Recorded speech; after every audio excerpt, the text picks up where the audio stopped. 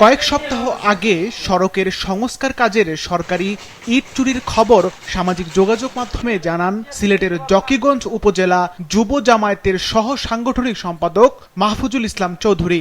সেই মাহফুজি এবার চুরি ইট সহ পুলিশের হাতে ধরা পড়েছেন। আর আটকের সময় পুলিশ স্থানীয় জামাত নেতার বাড়ি থেকে জব্দ করে সড়কের বেহাত কয়েক লাখ ইট। চাঞ্চল্যকর এই ঘটনা শুধু সিলেটের জকিগঞ্জের কসকনকপুর ইউনিয়নের মুন্সিবাজার মাদ্রাসা থেকে আউর বিজিবি ক্যাম্প পর্যন্ত সরকারি সড়কের সংস্কার কাজের চুরি যাওয়া ইট ঘিরে 2021 সালে 2.5 কিলোমিটার এই সড়কটি প্রায় 10 লাখ ইট দিয়ে সংস্কার করা হয়। সম্প্রতি সংস্কার কাজের জন্য সড়কের ইট তুলে মাদ্রাসা মাঠে রাখা হয়, আর সেখান থেকে চুরি যায় ইট। সমন্বয় কে তার নাম মাহফুজ, হে তার বাড়ির ফুটি ফারুনি রাখছে ইট এবং কিছু রাস্তা তো ফেলাইছে গিয়া মেম্বার লগে আসলা এখানে মনে লগে একটা জিও আছে বিবি ক্যাম্প আছে।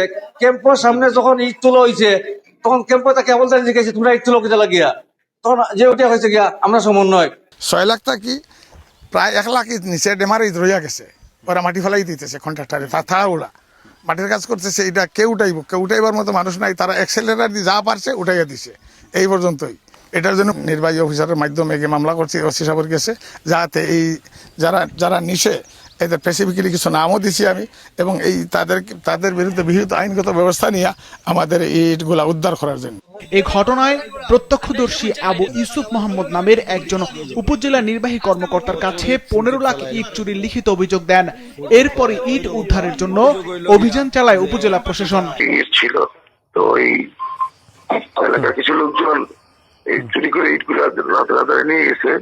পরবর্তীতে ইউনু মহোদয় টাস্ক ফোর্সের মাঝে অভিযান পরিচালনা করে 6 জনকে আটক করছে।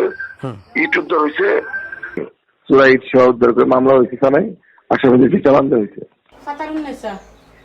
ইট চুরির ঘটনায় সামাজিক যোগাযোগ মাধ্যমে সমালোচনার ঝড় তোলা জামায়াত নেতা মাহফুজের বাড়ি থেকে চোরাই ইট উদ্ধারের এই ঘটনা এলাকায় তীব্র সমালোচনার জন্ম দিয়েছে। সিফাত রহমান, মাছরাঙ্গা, নিউজ ডেস্ক।